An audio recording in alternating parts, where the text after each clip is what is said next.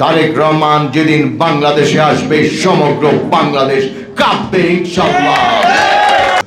ডেস্টিনির রফিকুল আমির উদ্যত্ত দেখায় রাজনৈতিক দল করার জন্য বেদেরমের জোস্তার নায়কও এখন রাজনীতি করার খায়েশ হয়েছে। এই সমস্ত লোকদেরকে দিয়ে বিএনপিকে প্রতিহত করতে পারবেন না। বিএনপিকে দেখেছি দেশনায়ক তারেক রহমানের বিরুদ্ধে সকল যে মিথ্যে মামলাগুলো ছিল সেগুলো তিনি আইনিভাবে মোকাবেলা করেছেন, তার বিরুদ্ধে এখন কোনো মামলা নেই। তারপরেও আমরা এই সরকারের কাছে প্রশ্ন রাখতে চাই, কোথায় প্রতিবন্ধকতা? আজকে তারেক রহমান সাহেবের যে জনপ্রিয়তা, সেই জনপ্রিয়তা ঈর্ষান্বিত হয়ে আজকে এই সরকার তাকে বাংলাদেশে এখনো আসতে দিচ্ছে না। আপনারা দেখেছেন কয়েকদিন আগে দেশমাতা বেগম খালেদা জিয়া লন্ডন থেকে বাংলাদেশে ফিরেছেন। জনতার যে স্রোত দেখেছেন, রাজকীয় প্রত্যাবর্তন আমরা দেখেছি। আমরা তারেক রহমানের সর্বোচ্চ নিরাপত্তা নিশ্চিত করার দাবি জানাচ্ছি। জাতীয়তাবাদী শক্তি সবসময় তাদের জীবনের ঝুঁকি থেকে যায়।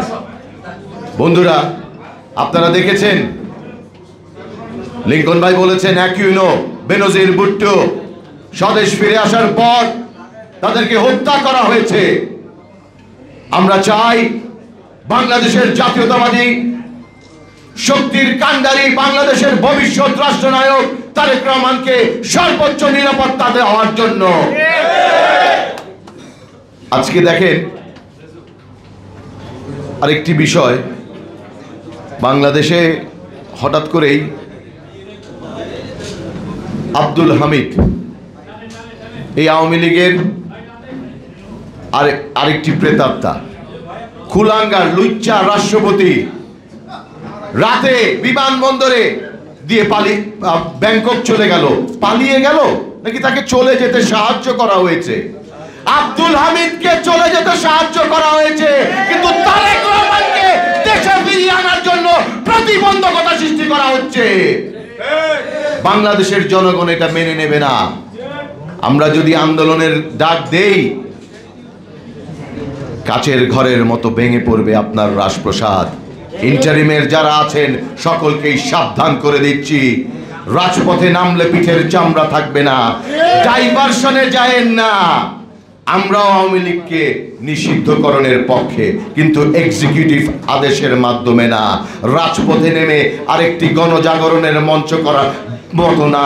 বিচারহীনতার মাধ্যমে গণজাগরণ মঞ্চের যে সৃষ্টি হয়েছিল, তার ফলে জামাতের অসংখ্য শীর্ষ নেতাকে ফাঁসিতে ঝোলানো হয়েছিল, তাদেরকে হত্যা করা হয়েছিল।